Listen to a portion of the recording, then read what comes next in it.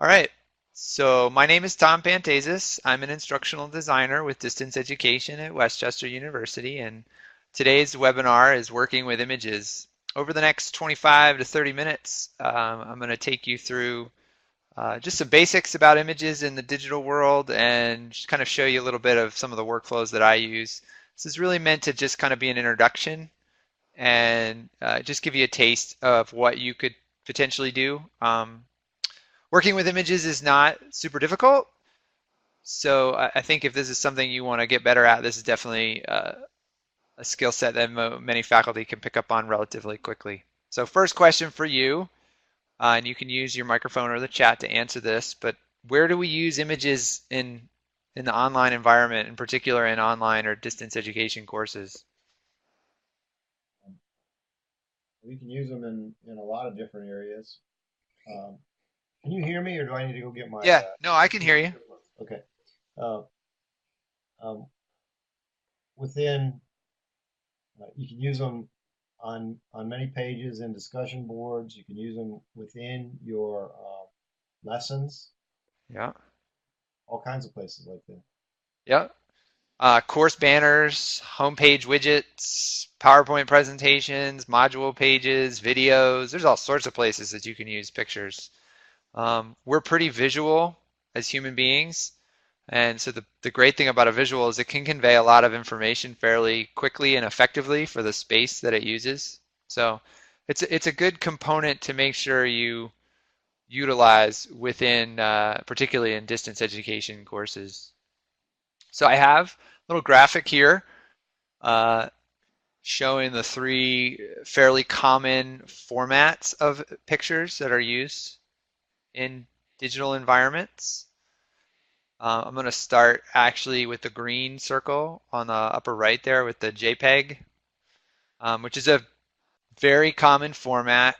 It's designed for photography, but it is a compressed format, which means you can't layer in different aspects to the image and you can't do a transparent picture. And if you edit JPEGs a lot, they can potentially lose the quality or the crispness over time. So moving around clockwise to the blue one, the PNG format is another common format you'll find in the digital environment. It can do transparency and it can do one layer, which means you can kind of add some things to the image. It has slightly better quality than a JPEG, but that better quality comes with a larger file size. And then finally, the red option, the GIF or GIF, depending on which way you like to say it, stands for Graphics Interchange Format, is a file format that actually allows for a tiny bit of animation. I don't know if you've seen those out on the internet, the moving pictures that will move a couple frames worth, then repeat. That's how you do it. Um, it's good for simple images and a little more limited in terms of quality than the other two types. Now, I mentioned the term layer. I don't know if you're familiar with that. It is what it sounds like. It just allows you to stack parts of an image to create a more detailed image. And I'll show you a little bit about that here in a few minutes. So that's the different formats when it comes with digital pictures. Another aspect to keep in mind is color in the digital environment. And we work with the red, green, blue, red, blue, yellow. I don't know. Yeah. RGB. Now that I think about that.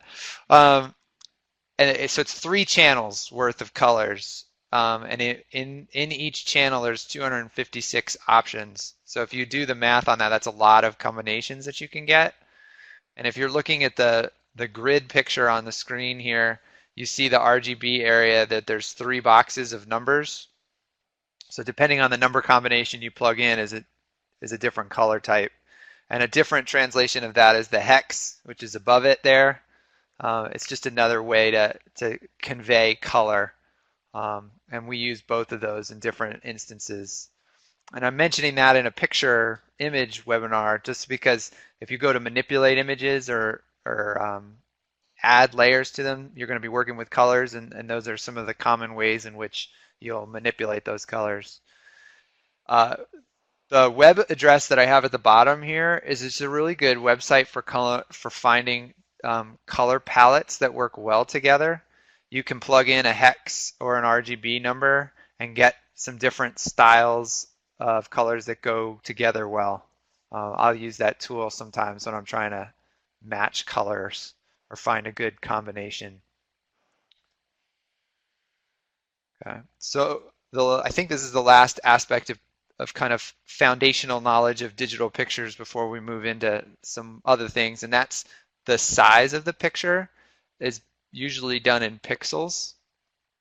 Um, and so I'm showing you an example from Daylight of pixel size as it relates to the type of device that's used to look at it.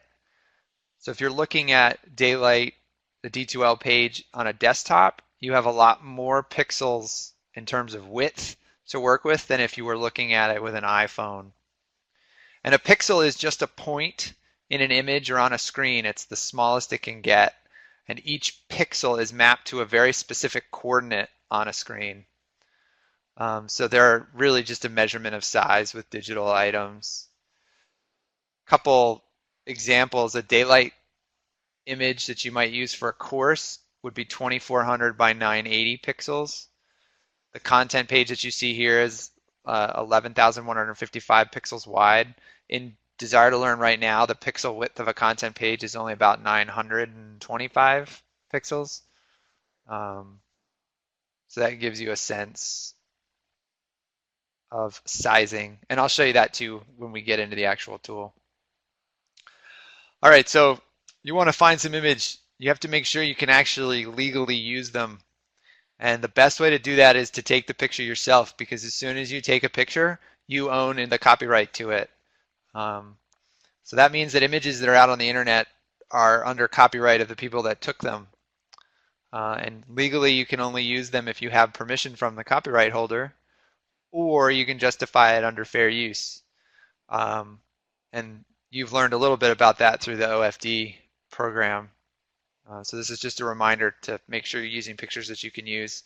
I have taken all three of these pictures, and as you can see, I don't take very exciting pictures.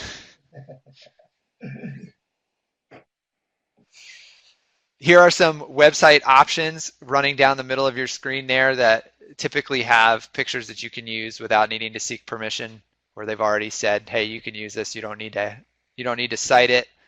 Although I suggest that you always cite where you got it. It's just good practice to give people credit. And in certain instances, you might need to read the license. Like with Flickr, they have licenses that will let you use it, but typically you have to cite a specific way based on the license. But again, the easiest thing to do is if you just go out and take that picture, you can use it however you want. And a recommendation I've heard is if you get in the habit of taking just 1 or 2 pictures every day, it only takes a year for you to build up a pretty good library of different images. So another thing when you're looking for images is sometimes it's hard to find inspiration. So I often will just use a simple Google image search to look for ideas of pictures I want to use. And then once I've gotten some idea of something that might work for what I'm looking for, then I'll go to the copyright-free sites and see if I can replicate it or duplicate it or find something that I could manipulate. But you can really find inspiration anywhere. Websites that you visit, TV shows, things that you watch. If you see an image idea or concept and you go, hey, I could use that, try to find a way to capture it and retain it. And then when it comes time to do design work or building, you can try to replicate that style. So what I'm going to show you today in terms of manipulating pictures and working with those images is a tool that comes from the Adobe Creative Cloud. It's called Adobe Fireworks. It's kind of a simpler version of Photoshop. As a faculty member, you have access to the Adobe Creative Cloud. It can be installed on WCU-owned computers.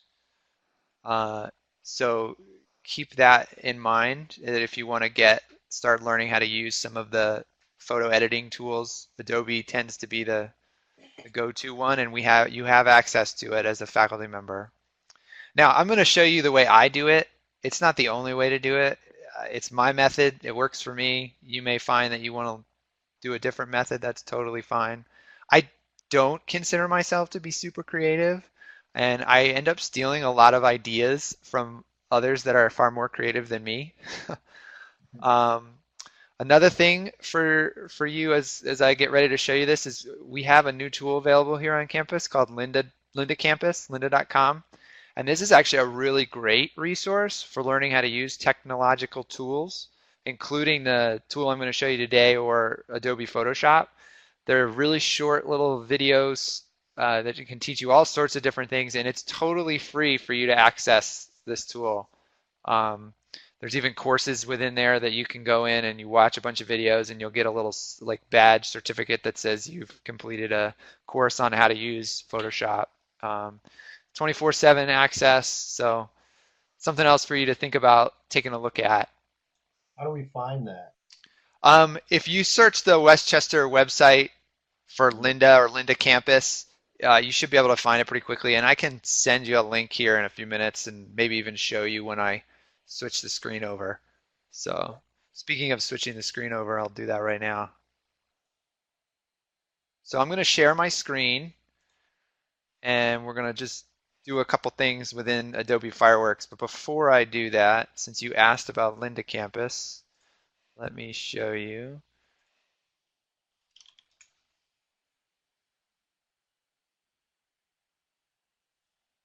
So that did not help me. Actually, you know what? Let me see if this works. So I just put it's wcupa.edu/Lynda. We'll see if that does anything. Yep, that worked. So that's pretty easy to remember. And it's Lynda, Lynda, and that'll get you to the right spot. Okay. So from this page here, the sign in button's on the right side. And it's just your regular Westchester email and password. So I definitely recommend that. All right, so I have Fireworks open here. And this is what it looks like when it opens up. And so the first thing I'm going to do is just open up a picture file. So I'm going to file open, and I have a whole folder full, but I'm just going to open a simple picture. Now, it opened up really zoomed in, and I can tell that because it looks like I'm just looking at color. But also, if I come down into the lower left corner here in the Properties tab, I have a width and a height and two numbers, and those are in pixels. So this is a fairly large picture. So what I'm going to do is zoom out, and don't feel like you need to remember this, but it's Control minus Control plus to zoom in and out is the way that I do it. I'm sure this zoom command up here would do the same thing. It's just, again, it's like, as I said, it's kind of the way I've learned to do it.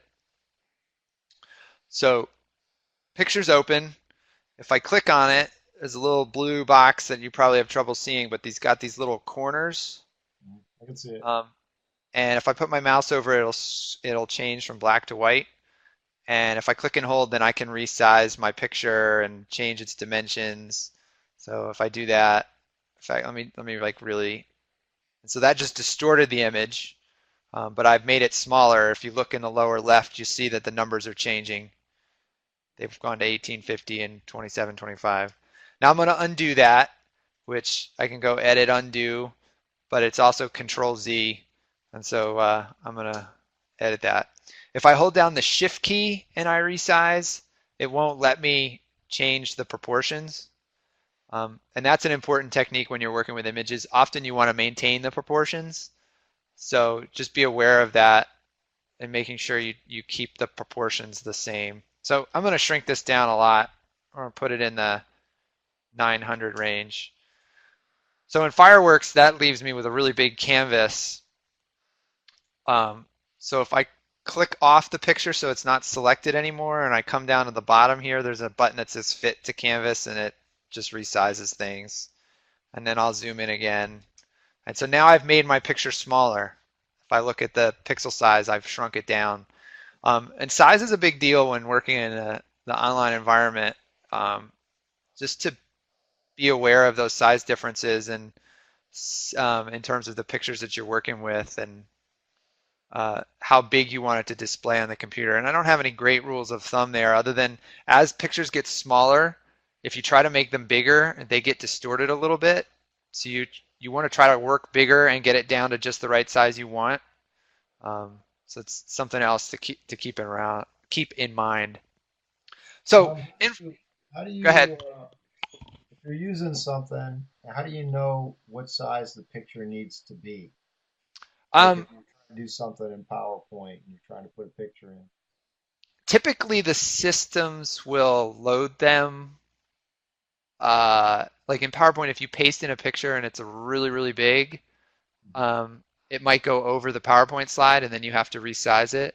Or if you paste it in and it comes in smaller than you wanted, then it's probably in its biggest size that it can be. So you'd want to go look for a larger.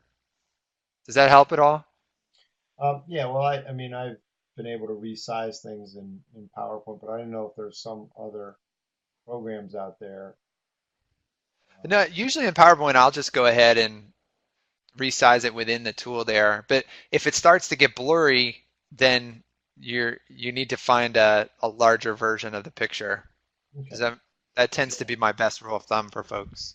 So now the cool thing about like when you're working with a tool like Fireworks here is I could go ahead and I clicked on the T tool for text. I'm going to left click and drag and just draw out a little box, and now I can type out like the title of my course. Do you have a particular course code that you work with? KIN 206. So, and then what's the title of that course? Um, I don't know yet. Don't know yet. Okay. Um, It's probably just put adapted physical education. okay, I'll do that. That's the basics of what it is, but it's got a much longer title now. So you can go ahead and again, I'm coming down here. It's telling me that the font that it's regular, and then the size option, I'll make it a little smaller. But right there, that's a little bit better of an image potentially. Mhm. Um, and all I did was draw out a box for text. Um, so that was pretty easy to do. Now maybe I want to draw a shape. Maybe I want to put a rectangle in there to and that's white right now. I could come over here to these colors and that box should look familiar. Maybe I want to make it blue. Um, so you have that opportunity there to manipulate some of that. Now, if you notice the text disappeared, Mhm. so this is where layers come in. If you look on the right side of the screen, kind of over here, you can see I have some different elements going on, but the important one are the three things right here: the original image, the text, and the rectangle. If I drag and drop these to reorder them, to put them in a different set of layers, I've moved the box underneath the text. And so I can kind of resize that or move that around a little bit and the text is visible. So a couple simple steps right there, and we just built a little image that is yours, that could work for your potential for your course. Um, and you just had to have the image, and then you draw a box for the text, type in your text, draw a box for that background component, and you're good to go. Um, so one last thing to kind of make it professional that's fairly easy for you to do is if you click on the text itself, and then you come down here to this toolbar at the bottom, there's a little option that says filters. And so if you click that, there's all these different types of things, but shadow, drop shadow is a common one. So I'll select that and you can see it added a little bit of a drop shadow. If I don't, and there's options down here that you can manipulate that change it. Like I think this is like how far the shadow is away. I think going back to 7. Usually the defaults are pretty good. If I don't like that, again, that Control Z will undo what I just did. Or in the case here of um, if I want to add a different filter, maybe an outer bevel. Ooh, change that color. But you can see how you can manipulate it a little bit. And my best recommendation is just play around with the settings. Make a change, see what it does. If you don't like it, undo it, make another change. And if you combine that with, say, working through some Lynda course, you can start to get comfortable with a tool and being able to manipulate how to do some of these different things. When you go to save this, and let me get rid of that outer bevel and go back to, I'm going to go to a glow. There we go. Um, File, save as. You have two different options that I would recommend: JPEG or the PNG. I'm going to cancel this for a second. So you remember I talked about transparency? I'm going to use a little trick here. I'm just going to delete what's there.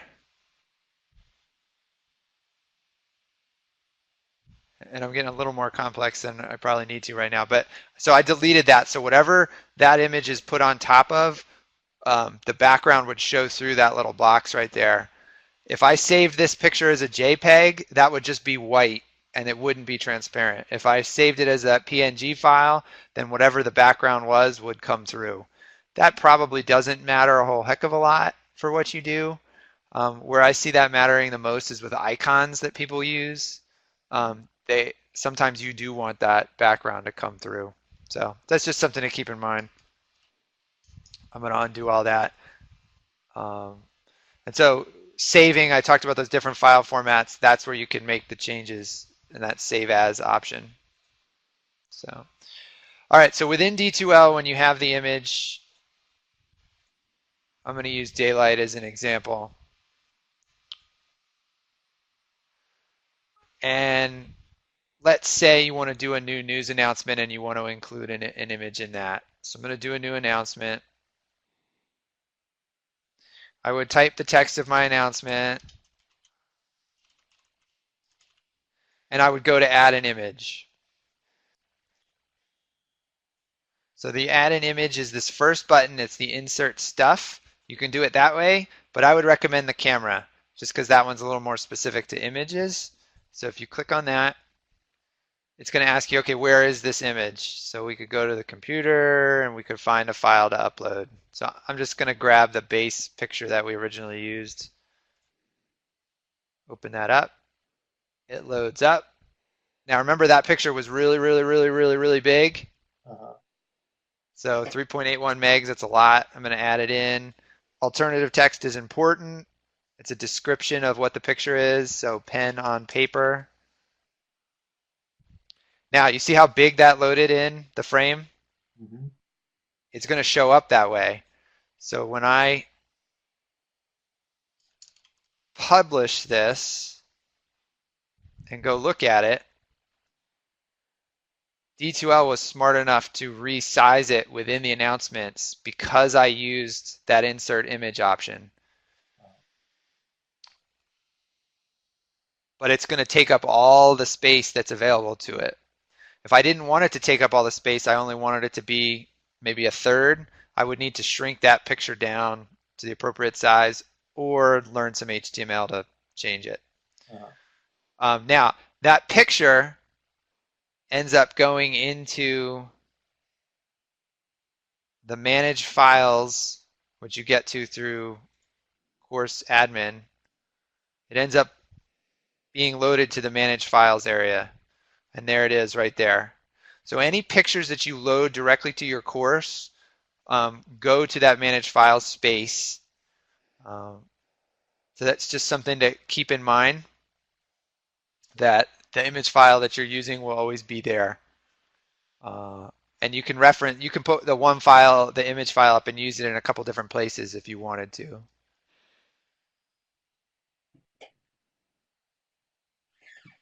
Now let me, one last thing about the images.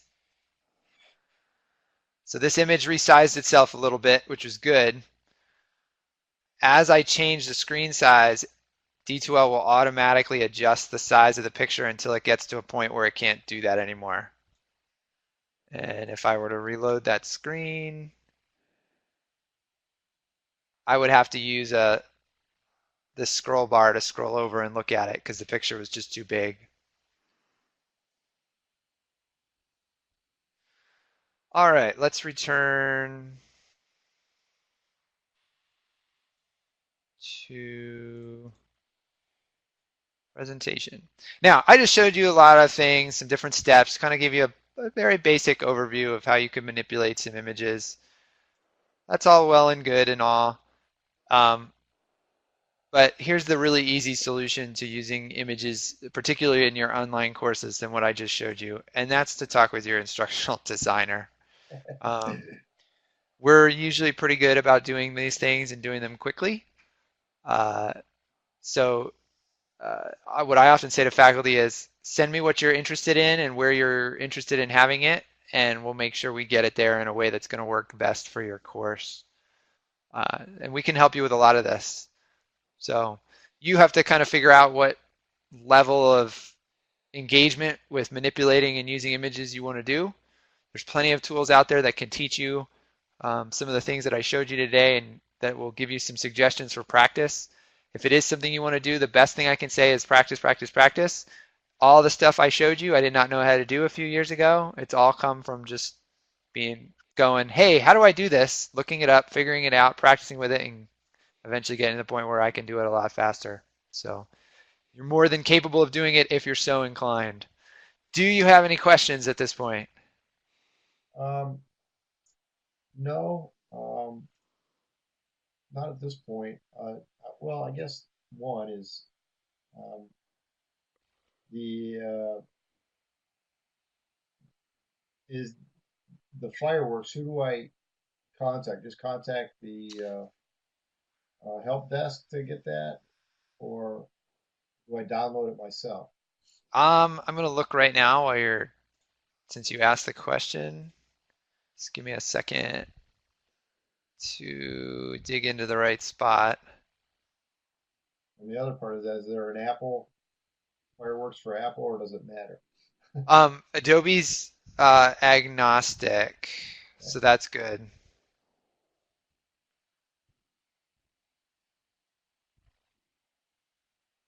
Because I have it installed on my Apple products as well. It looks like you have to make the request of the IT help desk. So Okay. you can put in a ticket and say, I'd like to get Adobe Creative Cloud installed. Um, and Adobe Creative Cloud comes with a whole bunch of programs. If you want, and um, Fireworks I showed off just because it's a little simpler interface, Mhm. but a lot of the same tools and techniques exist in Photoshop as well. And Photoshop's a much more commonly used photo editing tool. Mhm. So it may be one that you want to consider as well. And it's also part of the Adobe suite.